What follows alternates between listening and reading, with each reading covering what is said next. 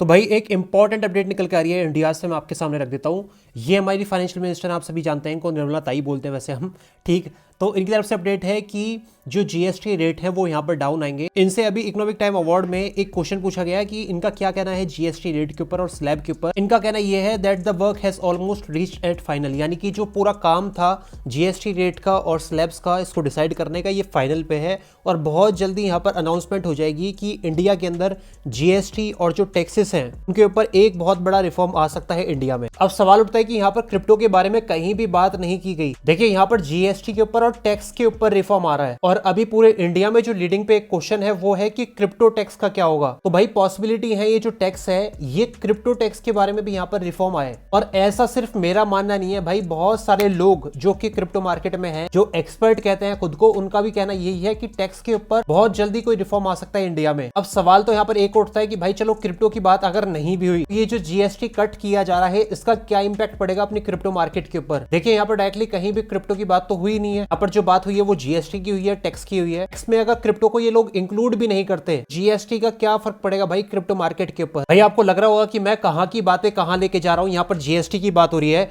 यहाँ पर आप क्रिप्टो के ऊपर क्यों आ रहे हो। तो भाई आप एक बात जानो, ये जो फाइनेंशियल मार्केट होती है, चाहे वो क्रिप्टो मार्केट है, स्टॉक मार्केट है, ये आपसे ही होती है। अगर जीएसटी के ऊपर कुछ भी आता है तो एंड में आपकी पॉकेट के ऊपर ही इसका फर्क पड़ेगा। अगर आपकी जेब में, एग्जाम्पल आज की डेट में क्रिप्टो टैक्स आपके ऊपर लग रहा है, वो तो आप दे ही रहे हो, इन सारी चीजों के ऊपर जितने भी कंज्यूमर की गुड्स हैं, इन सारी चीजों के ऊपर भी जीएसटी बढ़ने की वजह से भैया टैक्स बढ़ता जा रहा है, बढ़ता जा रहा है, बढ़ता जा रहा है। अल्टीमेटली क्या होता है कि आप लोग जब पे करते हो तो आपकी जेब में पैसा बचता है कम।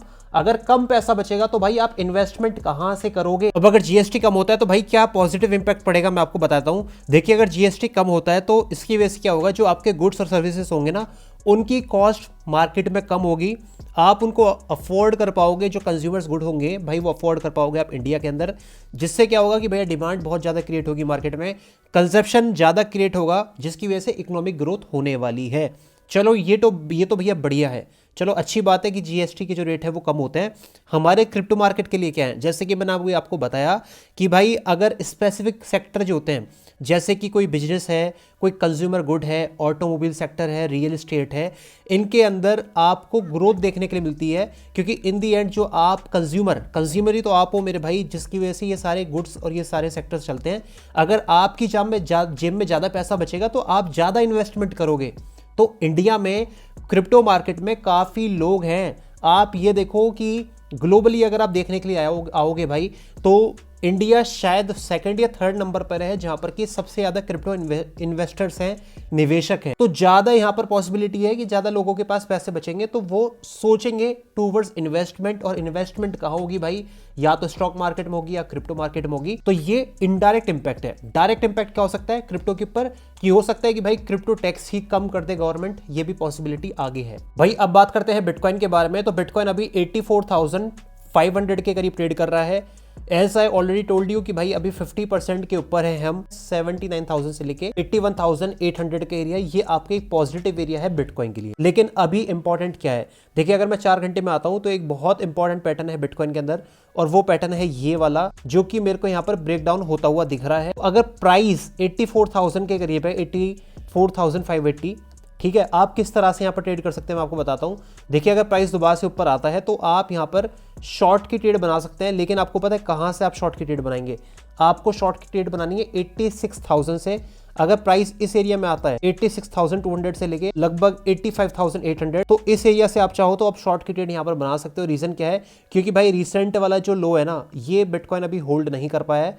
अगर होल्ड नहीं कर पाया इसका मतलब क्या है कि एक बार रिटेस्ट करने ऊपर आएगा, एक बार आता है कोई नेगेटिव कैंडल इस एरिया में दिखाता है जहां पर कि मैंने आपको एरिया बताया है शॉर्ट वाला, तो आपको सिंपली यहां से एक शॉर्ट खोलनी है नीचे की साइड, जिसके टारगेट आप 82 के करीब तक ले सकते हैं। लेकिन इंपॉर्टेंट है कि पहले एक बार बिटकॉइन ऊपर की साइड आए और आने के बाद यहाँ पर रिट्रेसमेंट करके फिर नीचे की साइड आना चाहिए, जो कि 82 के करीब है, 83 के करीब है।